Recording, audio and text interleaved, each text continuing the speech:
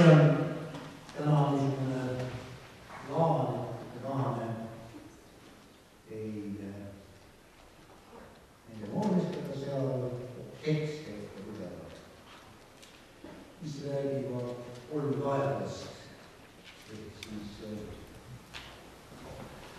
ehk siis tänasele päevale kohaselt siis vabadusest või kriidusest.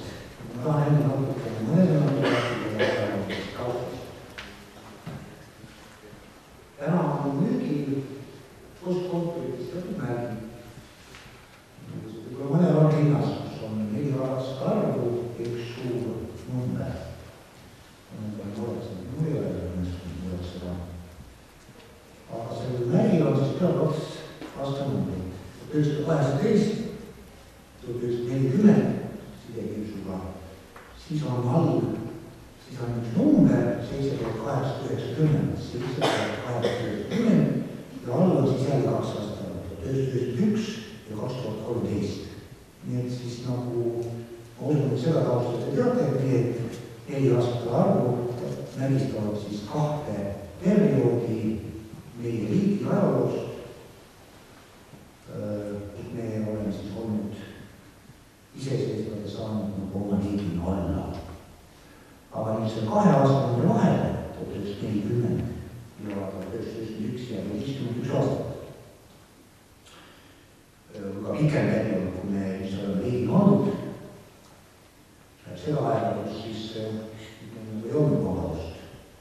Valdavad meiesugused, minusugused inimesed, teie õpetajad ka valdavad ja teie vanemad ja vananema on selle aja lapsed. Nemad olid sellel ajal niisugused nagu teie praegu. Ja nende mälestused, või enda mälestustel põhivad. Neil on noore inimese ikka, olgu sa või Siberis, see oli ikka see hea meel. Ja valdavad oli ikkagi elu ilus ja ilm. Mis siis noor inimene nii väga teadliselt tundis sellest, et puudusid mingi vabadust. Või et elu oli kehva, võrreldes nende eakaaslastega näiteks Rootsis või sinna ei saanud, see oli võrrelda. Praktilises elus ma ei räägi kaubandusest, riietusest, see on mingi muud, meie elasime töötud süsteemid, aga doktoorilaste peod, pioneeriorganisatsioonid, niisugused kõnelad, hetked, seitused, mängud, see kõik on väga kõnel. Täna vaatan ajalookanalist, kes on näidatakse näiteks Saksamaa ja Hitlerjugeni, siis tuleb ehedalt minu jaoks nende pioneeriorganisatsioon, samad live, nöörid, koondused, mängud, et neil on päris identsed asjad. Vanast perest hakkab mõistma asjade olemust, aga siis oli kõik ilus.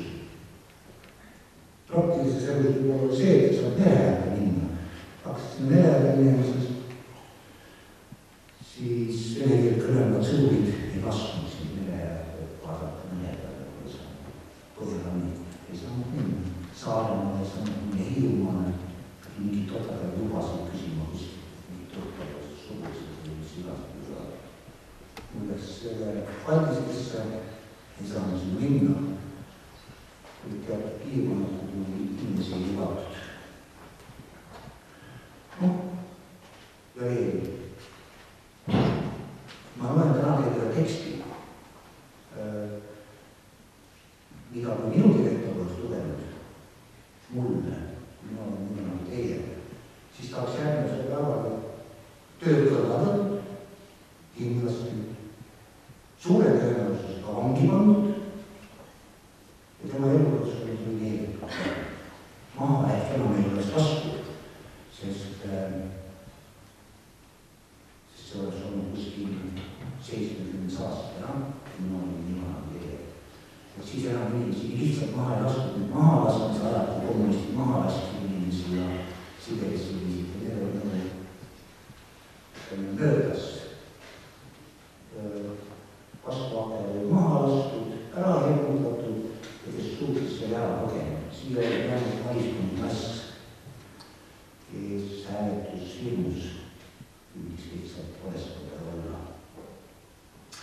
nii, vot niisugune taust sellele. Ja täna on siis see päev, kus need kaks vaba riigi olemise perioodi on võrdsed. Mõlemad on kestnud 7890 päeva. Homsest päevast alates vähemini vabadus ja iseseisvus olemine edasi. Esimese perioodi lõppes ära 17. juuni 1940. Nõukogude Liidu armee hävitas Eesti iseseisvuse ja 6. augustil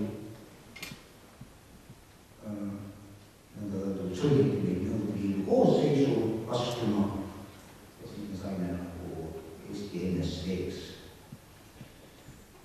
Ma loodan, et asi jätkub. Me oleme teel seda poole, niisugust asju ei juhtuks.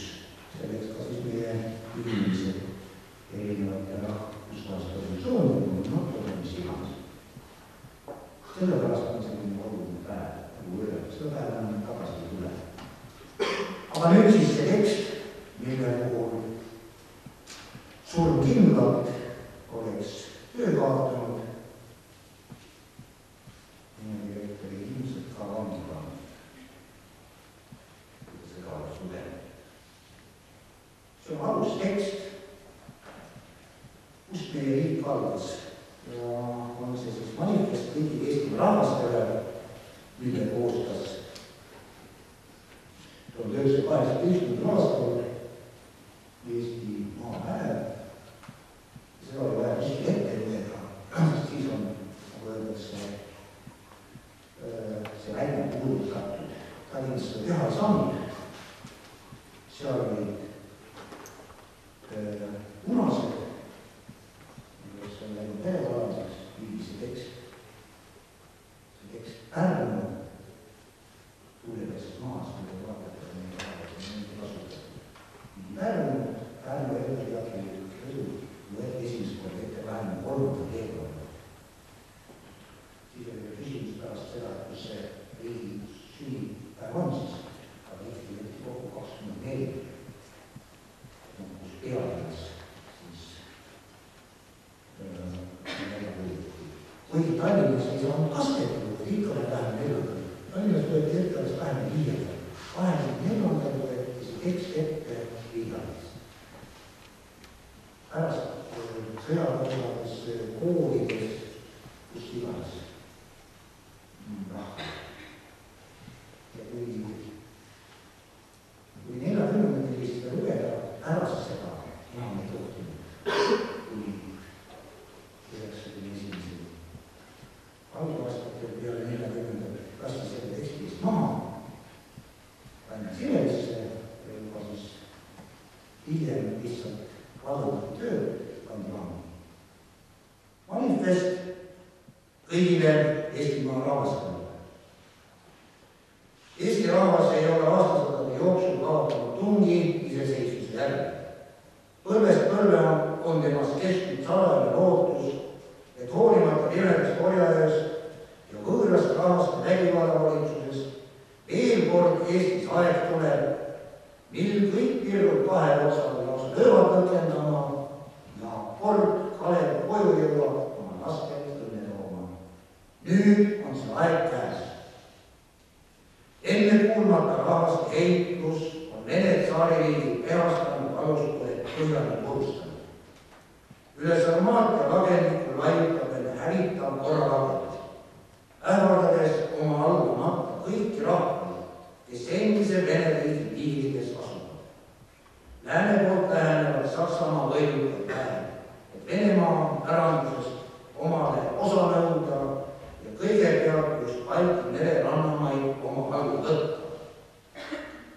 Sel saatuslikul tunnil on Eesti Maapäev kui maa ja rahva seaduslik esitaja üksmeelsele otsusele jõudes rahvavalitsuse alusel seisvate Eesti poliitiliste parteidega ja organisatsioonidega, toetades rahvast enesemääramise õiguse peale tarvilikuks tunnistanud Eesti maa ja rahva saatuse määramiseks järgmisi otsustavaid samme.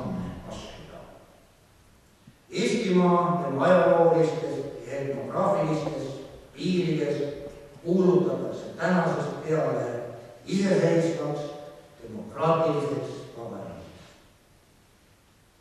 Iseseisva Eesti Vabariigi piiridesse kuuluvad Harjumaa, Läänemaa, Järvamaa, Virumaa ühes Narva linna ja tema ümbruskonnaga, Tartumaa, Võrumaa, Viljandimaa ja Pärnumaa ühes Läänemere saartega, Saare, Hiiu ja Muhumaaga ja teistega, kus Eesti rahvas suures enamuses põliseb asumas.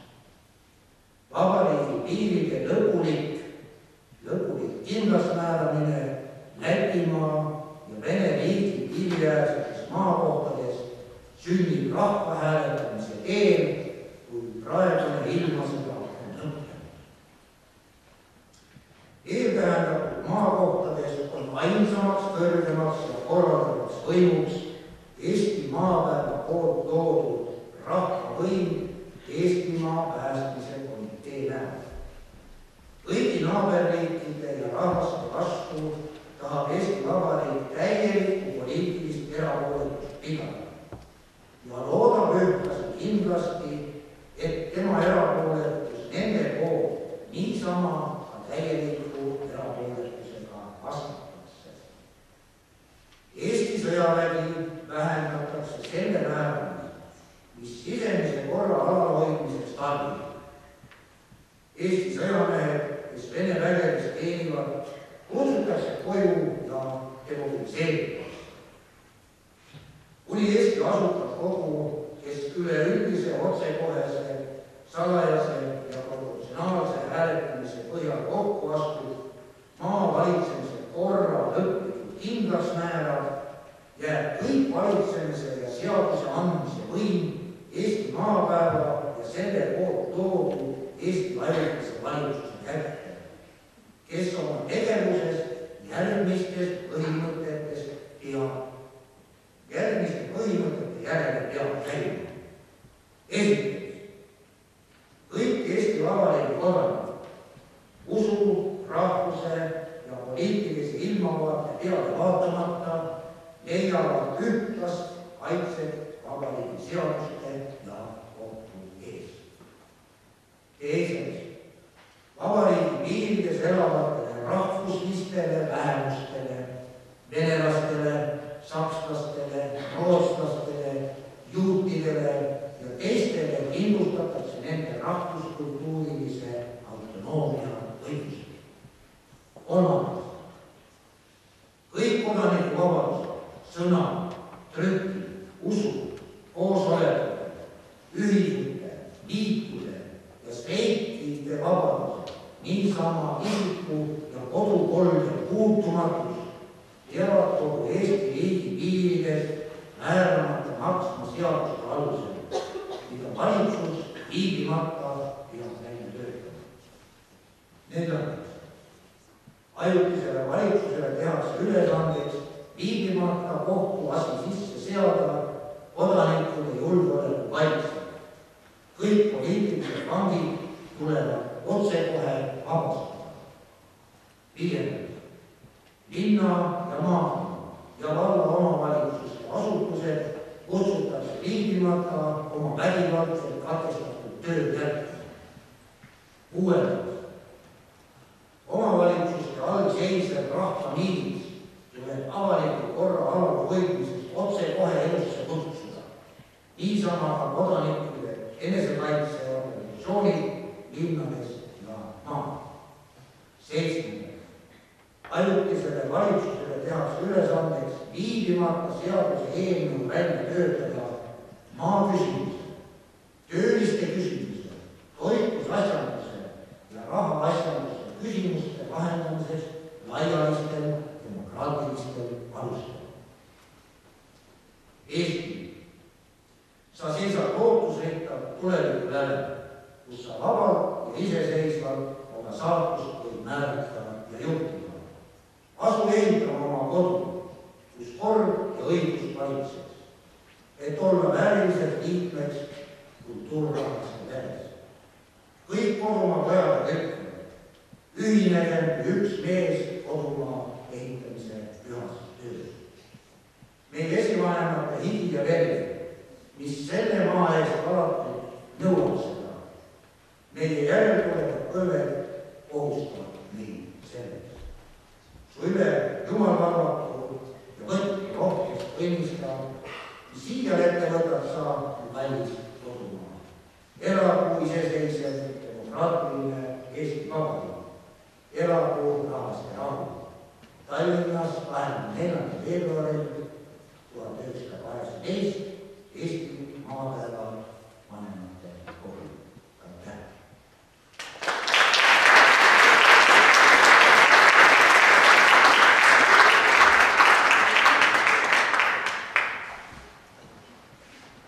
Sellesse nädalasse jääb 2 Eestile, eestlastele ja meie vabadusele väga olulist päeva.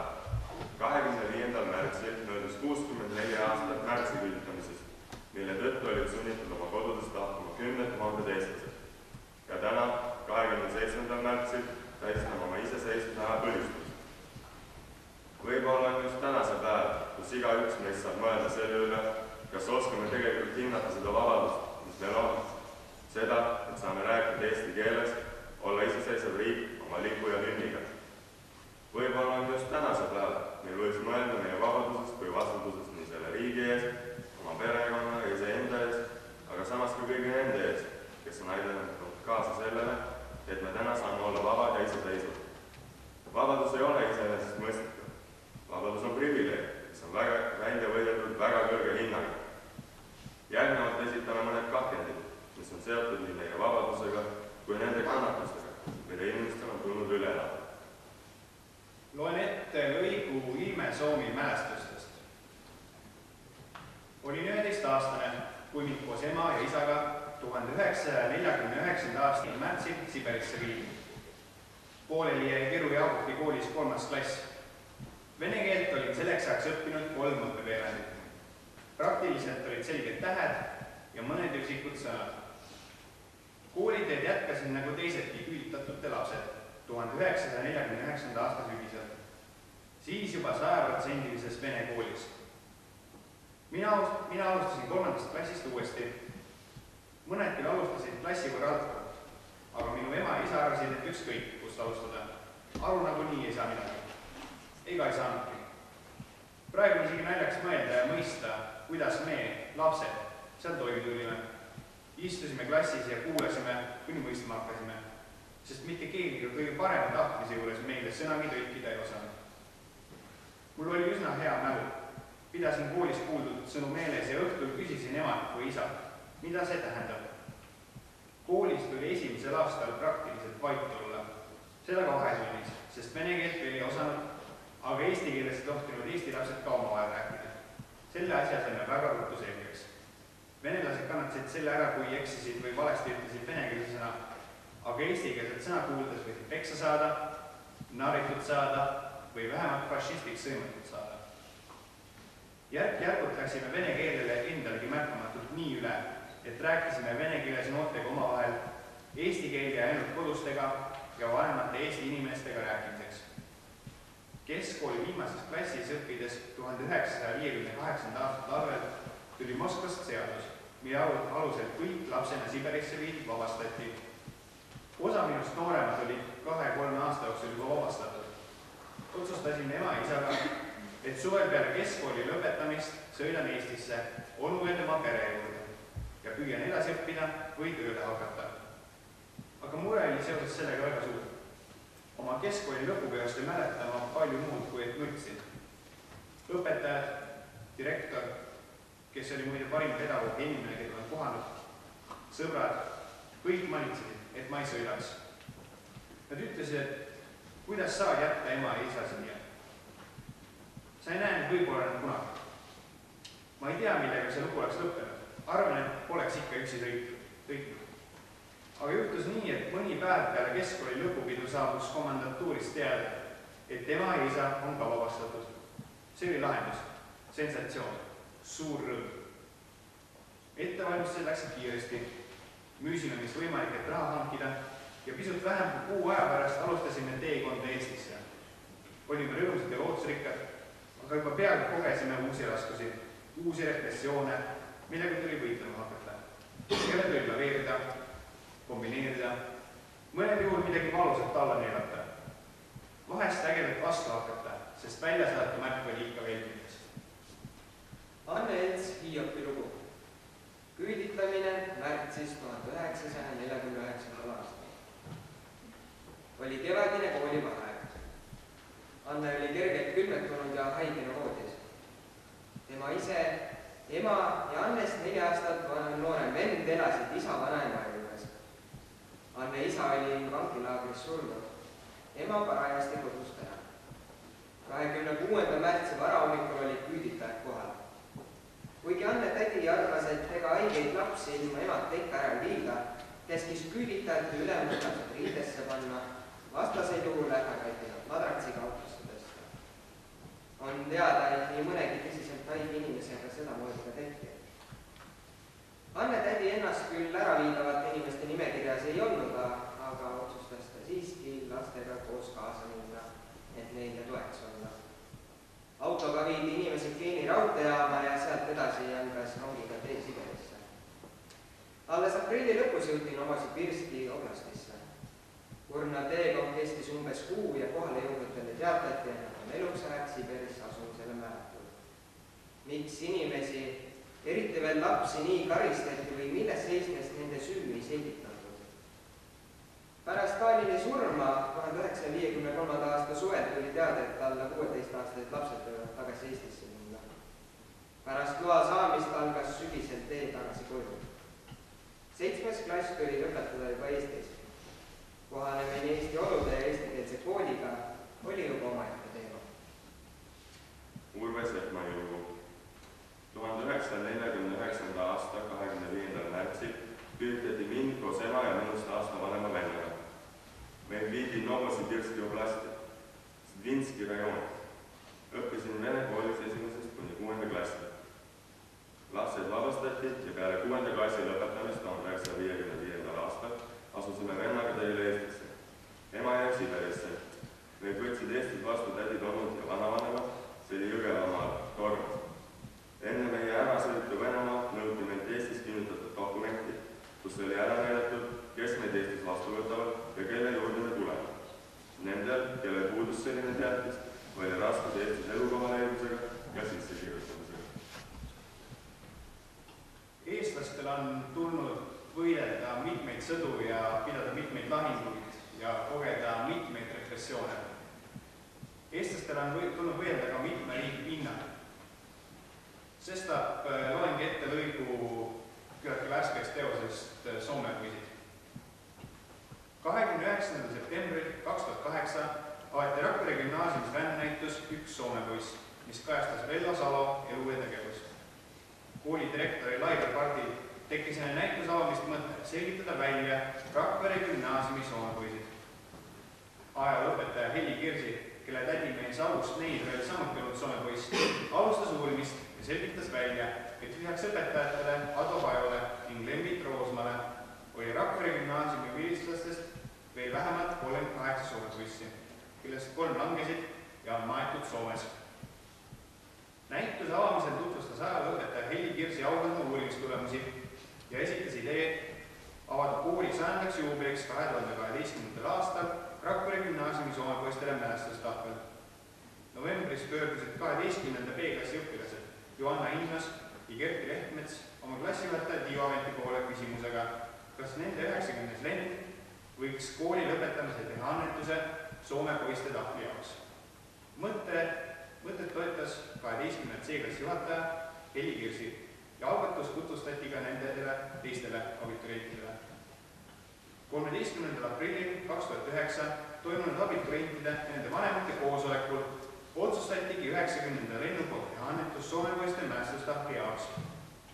Kooli lõpuaktuse 20. juunil 2009 andis 12. A-klassi õpilane teisised kooli direktorile aulas pidulikult üle 90. lennuannetuse mälestustahvli valmistamiseks.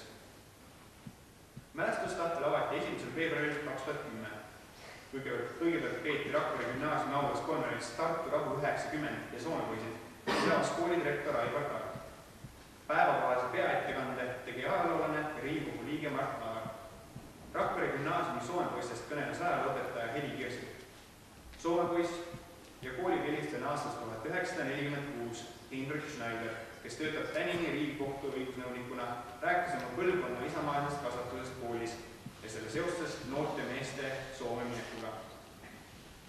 Mustast marmorist mälestustahvel soomepoistele avati Rakvere gümnaasiumi foajees vabadussõjas langenud ja punase terrori ohvritest kooliõpilaste ja õpetajate mälestustahvli kõrvale. Katte mälestustahvlit eemaldasid koolidirektor Aivar Part, 90. lennu esindajad ja soomepoiss Heinrich Schneider. Mälestustahvli õnnistas Luteri vaimulik koolivilistlane Kailo Soom. Soomepoiste tänusõnad Rakvere gümnaasiumile ütles Soome sõjaveterani Eesti ühingu esimees Uno Järvele. Mälestustahvli valmistas koolivilistlane Kiviraido Roebetor ja selle seisab. Teises maailmasõjas Soome vabaduse ja Eesti au eest võidelnud Rakvere gümnaasiumi soomepoistele. Eesti auks, tuleviku pannaks.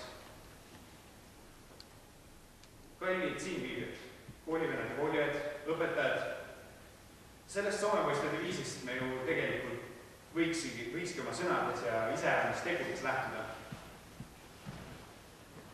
Need 21 aastat, 7 kuud ja 7 päeva, need on minu silmis kõigest sissejuhatus. Saagu Eesti sugu veel kaua kesta. Ilusat Priiuse põhistamise päeva.